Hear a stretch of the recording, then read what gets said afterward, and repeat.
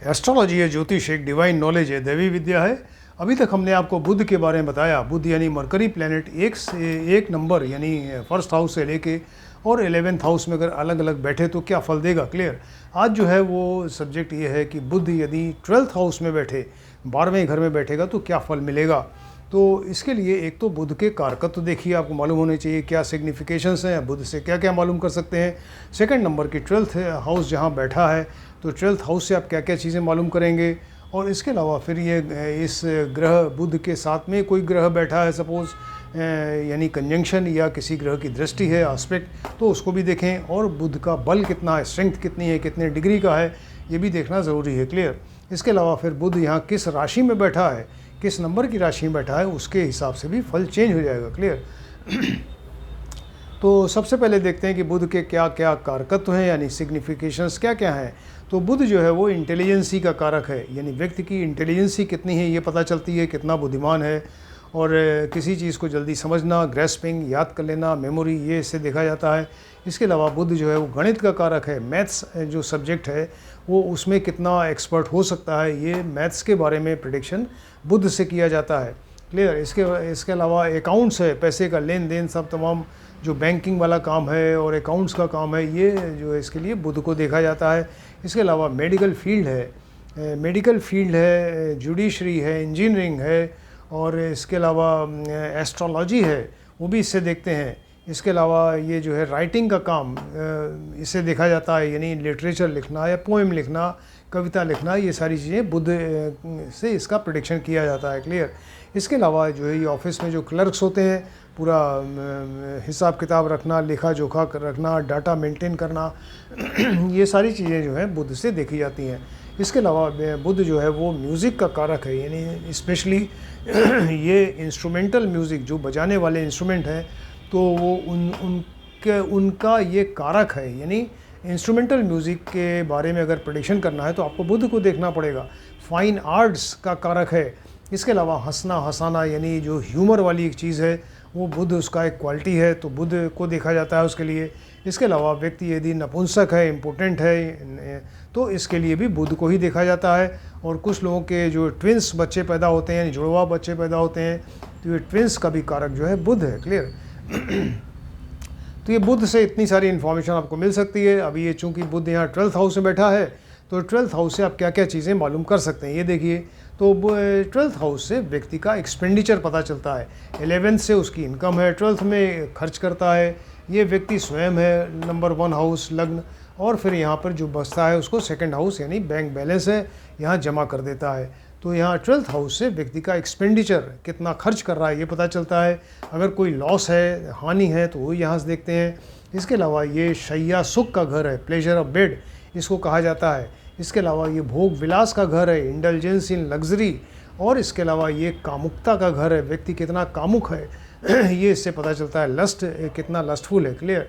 इसके अलावा ये 12th हाउस से विदेश, फॉरेन का पता चलता है कि फॉरेन यात्रा करे, फॉरेन की में सर्विस करे, फॉरेन में बिजनेस करे, या फॉरेन में जाके सेटल हो जाए। तमाम फॉरेन से जो रिलेशन है इसका, ये यहाँ से पता चलता है।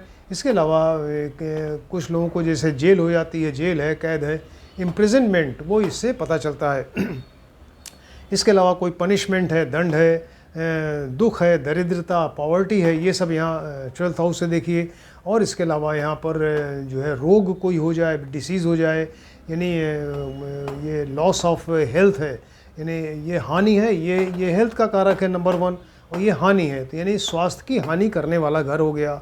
राइट। इसके अलावा हॉस्पिटल में जो पेशेंट एडमिट होते हैं तो वो भी आप यहाँ से देख सकते हैं, हॉस्पिटल में एडमिट होना, हॉस्पिटल का खर्च है, ये सारी चीज़ें यहाँ से पता चलती हैं। इसके अलावा ये 12th हाउस से व्यक्ति का चरण यानी पैर जो इससे देखा जाता है। और सबसे इम्पॉर्टेंट चीज़ कि यहाँ से जो है वो मोक्ष देखा जाता है, 12th हाउस से साल्वेशन या मोक्ष देखा जाता है। हर एक हाउस के अपने अपने कारक ग्रह होते हैं, केयरटेकर या सिग्निफिकेटर उसको कहते हैं। तो यहाँ 12th हाउस का जो कारक ग्रह है वो शुक्र और शनि है, यानी 12th हाउस के बारे में अगर आपको प्रेडिक्शन करना है तो शुक्र और शनि को भी देखना होगा। क्लियर। अब देखते हैं कि बुध यहाँ किस राशि में बैठा है। सपोज़ यहाँ बुध अगर ये उच्च राशि में बैठ गया, 6 नंबर राशि कन्या राशि या अपनी राशि है मिथुन या कन्या, इसमें अगर बैठेगा तो डेफिनेटली ये थोड़ा सा अच्छा फल करेगा।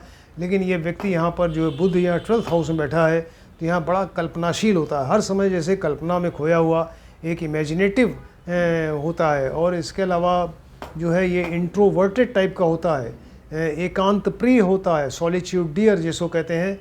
उन्हें सोशल ज़्यादा नहीं होता है, लोगों से मिक्सअप होना नहीं चाहता, और ये सॉलिट्यूड डियर या एकांत प्रिय होता है, रिलीजियस माइंडेड होता है। क्लियर।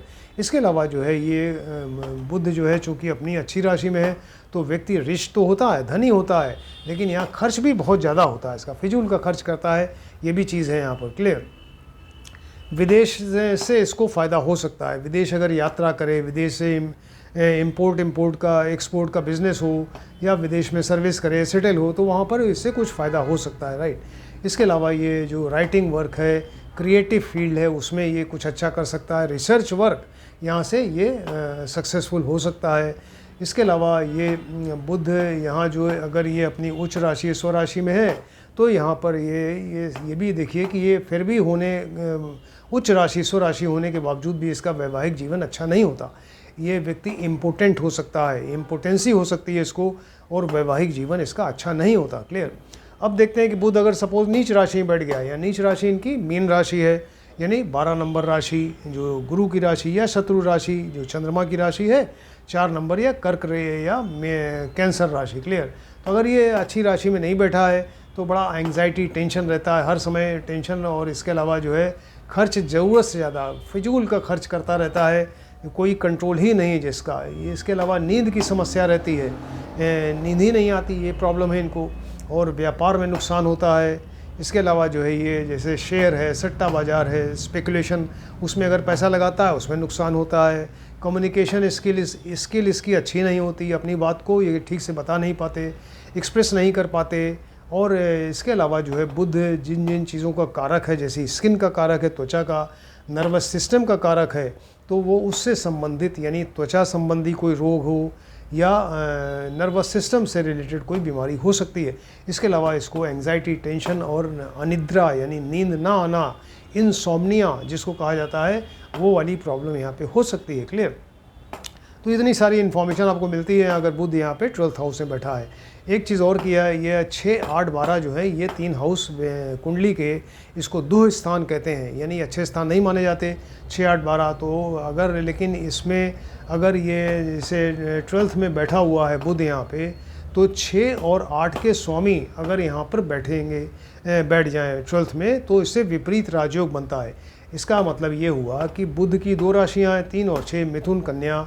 तो अगर मिथुन कन्या की राशि यहाँ 6 नंबर हाउस में हो, और यहाँ बुध यहाँ बैठ जाए 12th में, तो मतलब छठे का लॉर्ड बैठा 12th में, तो ये बना विपरीत राजयोग, यानी इसको हर्ष योग कहते हैं।